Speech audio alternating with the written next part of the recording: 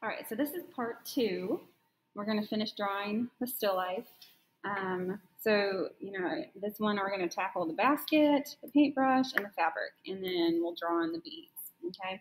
So we've already practiced drawing a basket. So now we're going to draw it on here. So again, I want to look at where my basket is in relation to my marks on my picture. Oh my, that's not going to work. Let me take that off. Okay, so for my marks, my basket hangs out just here at this mark right here. So at 1, 2. So here's 1, 2. So I'm going to kind of put it there. And then the top of my basket sits here a little bit above my marks, kind of in line with my ornament here. So see how I kind of draw my pencil from side to side to kind of look at where that is. So then I can do it over here. It kind of goes down a little bit, the basket rim. And then the tricky part is this line here, it kind of goes back.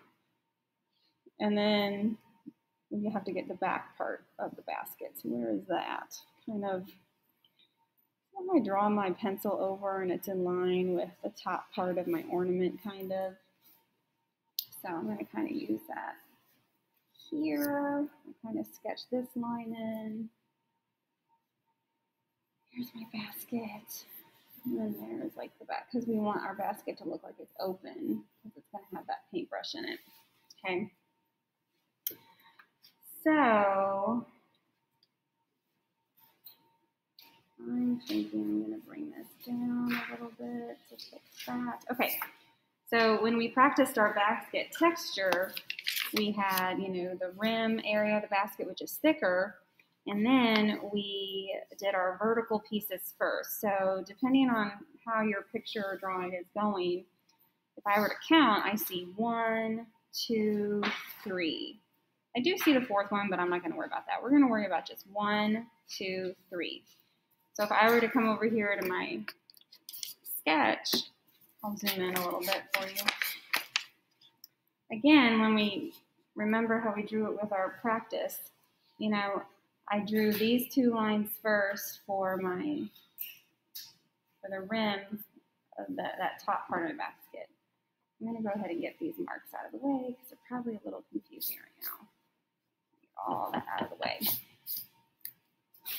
Okay, so there's the rim of my basket where like those little nails will be or something like that. Okay, so then I want to do 1, 2, 3. So again, I leave some space, so I'm going to do 1, make it kind of wide.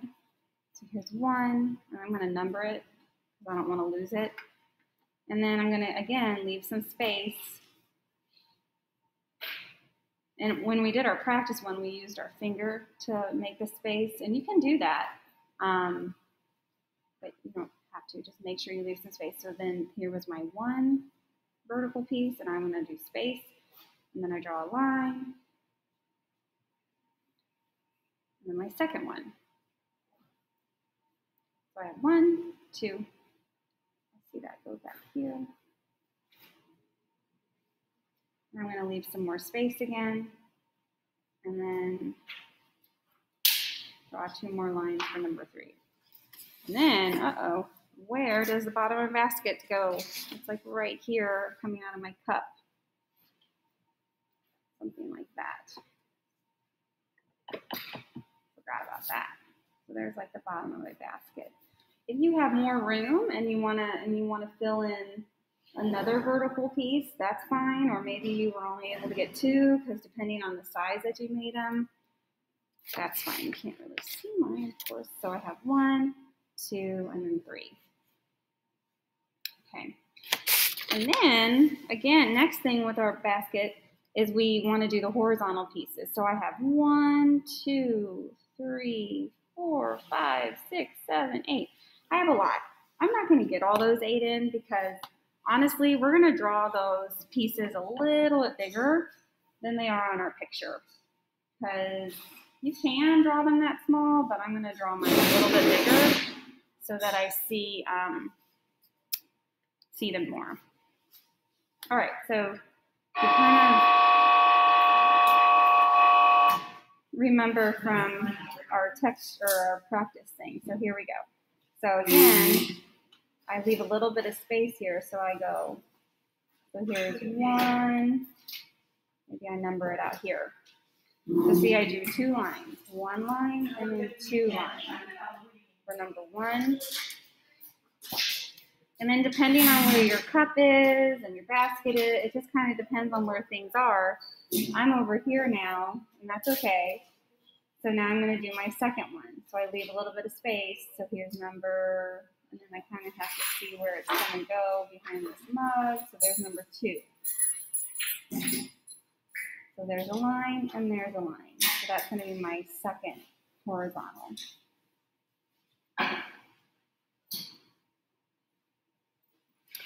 And then I'm kind of behind the cup here, so I can probably fit in 2 more horizontal pieces. So I just kind of leave a little bit of space, and then I kind of draw where it goes in behind the mug. So there's number 3. So remember, I leave a little space, and then I draw my line, and then draw my line.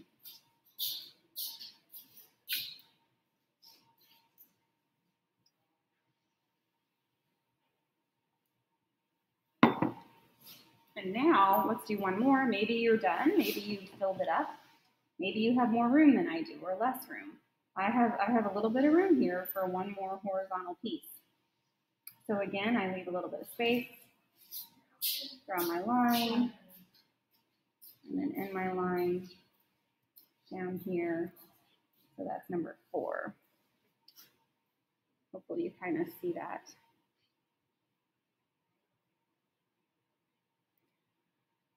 And if you need help, I can try to help you. I'm not touching your stuff, but I can kind of maybe point and direct. Okay, so now after this has been drawn, now we need to do the whole erasing thing, okay?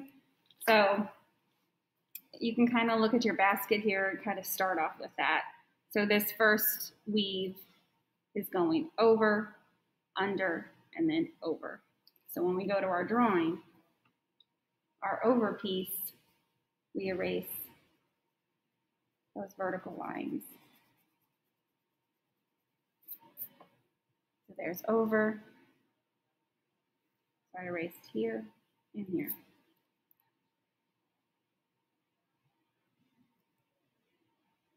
And the next one, so I'm in number 2 area. Now I need an under, so now I'm going to erase the horizontal lines. This top one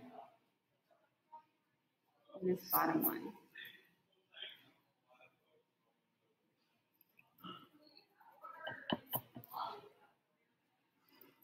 So I erased the line that was here and the line that was here.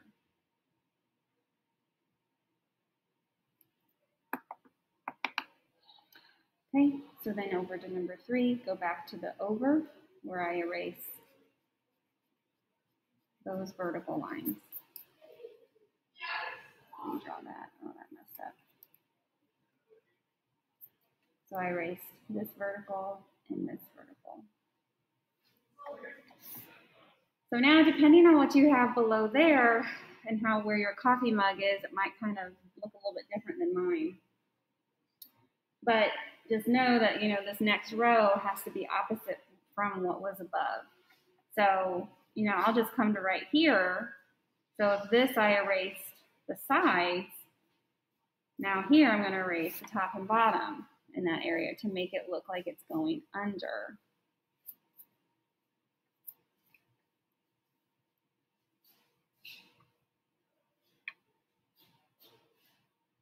And then over here I see a little bit. I'm going to erase the side here to make it look like it's going over. So again, depends on what yours looks like and how much of the basket you see. It may not look exactly like mine. Just as long as you kind of know what you're erasing and where you're erasing, that is a tricky part. And I can kind of point and direct if you need help.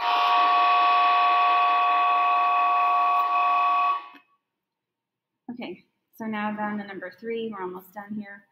I need to do opposite of what I did above. So instead of the top and bottom, I'm going to erase this little side over here. That's all I see because the cup is covering that part.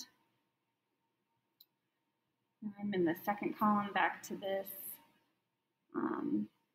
You only need to erase here, this bottom.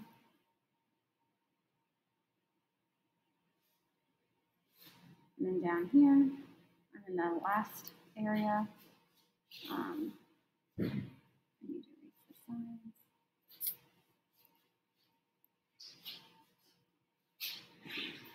And I don't see.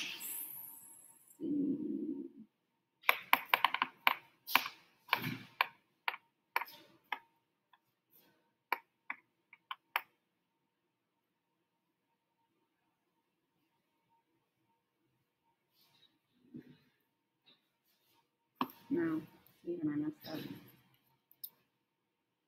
need to erase here. I need to erase my top and bottom.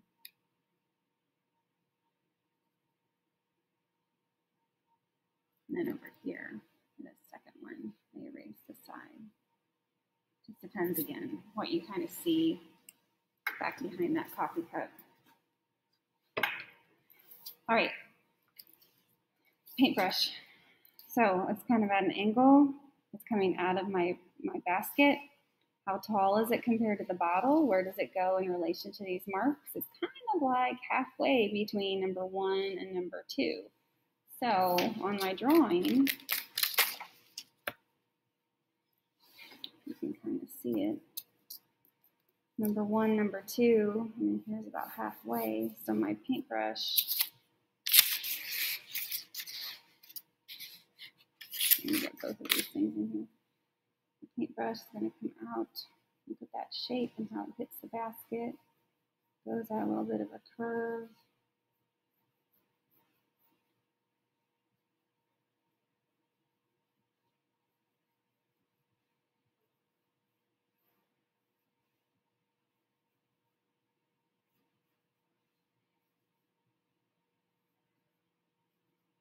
It's like the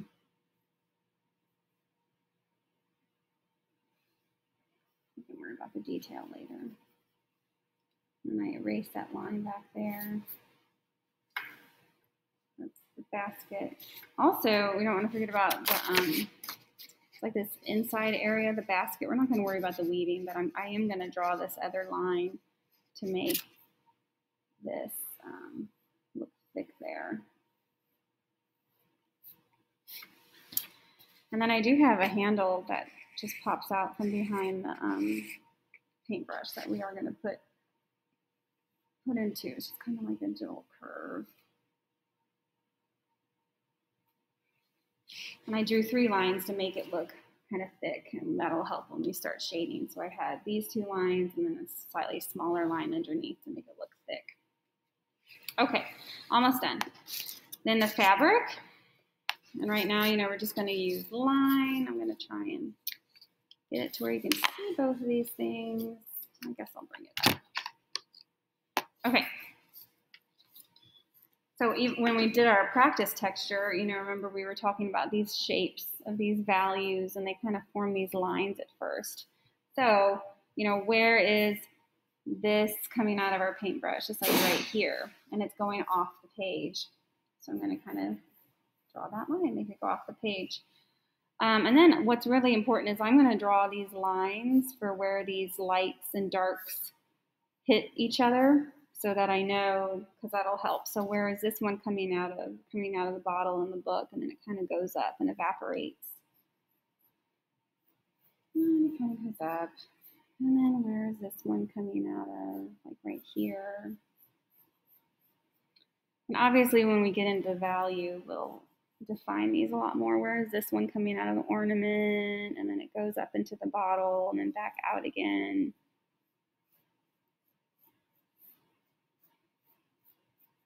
And then there's another little sliver of fabric over here that we can put in.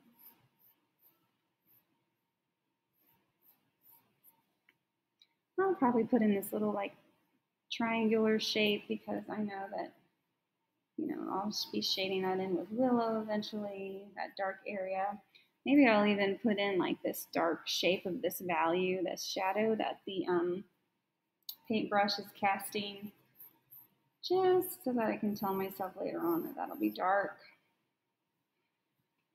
So that's kind of pretty much for the cloth because it'll come together when we do value. And then the very last thing is your beads, okay? Yeah, you could count them and put the exact number in. You definitely don't want them too small, but you definitely don't want them too big. You do kind of want to try to get the right amount.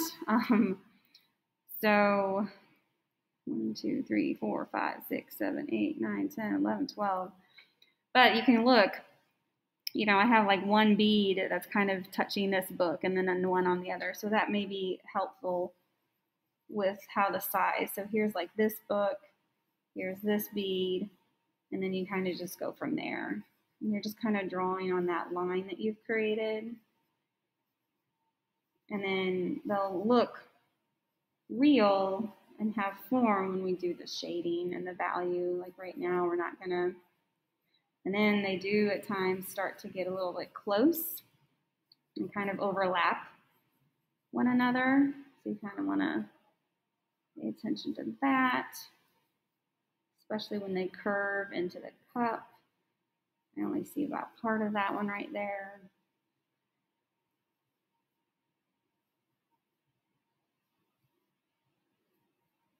Over here, you only see parts of them. There's this guy over here.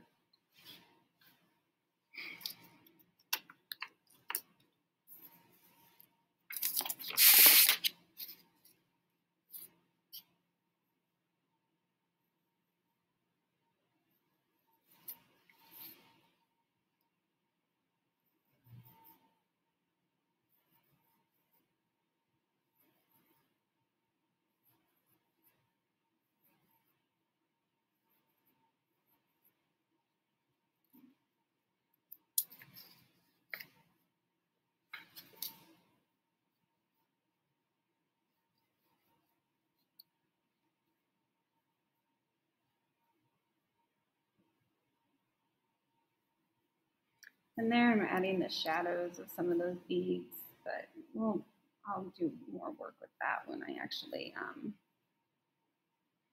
do the value. Anyways, that should be about it. All right, that was part 2.